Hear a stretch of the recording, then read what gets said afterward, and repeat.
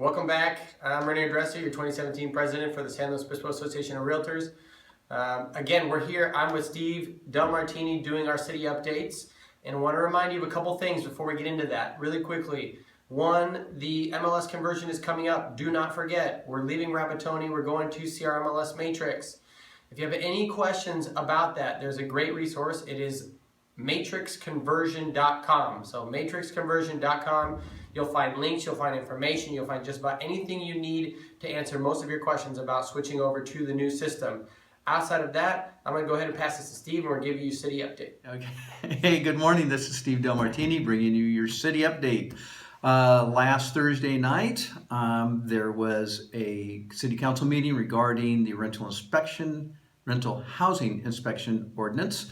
And very long story short, it came down to the vote of the city council, and there was a 5-0 vote at that point in time. They used the word repeal. Actually, what's happened is there is a stay right now on any further inspections.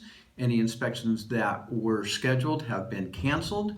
Any properties that were inspected that had violations are still going to be in the works or in the pipeline, and those will have to be cleared.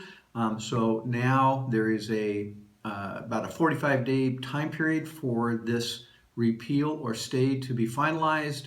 The ordinance has to go for a first reading, and that'll take about 30 days, and then there's a second reading of the ordinance that happens about 15 days after the first reading. So we should in about 45 days be kind of clear of this. Also, the referendum has been submitted to the city clerk, and that happened the same day, I think, as the rental inspection ordinance review by the city council. And so there's still a possibility that that referendum could be heard on a special election. We'll see how that results.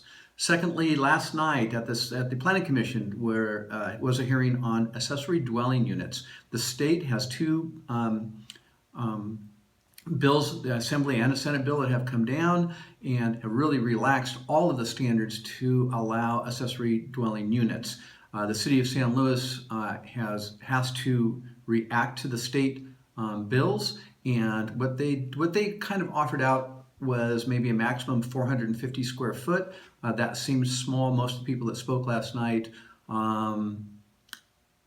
opted for larger units. They ended up with allowing an 800 square foot unit, and you can have a director's approval to get something larger if the lot will hold it, and so on and so forth. The parking restrictions were really relaxed. It's a ministerial approval over the counter versus having discretionary approvals going through Planning Commission, ARC. So the cost will be down somewhat. There's still fees to pay to have this, but if it may open up some housing, we'll see. I don't think there's going to be a huge flood of accessory dwelling units coming in. Thank you.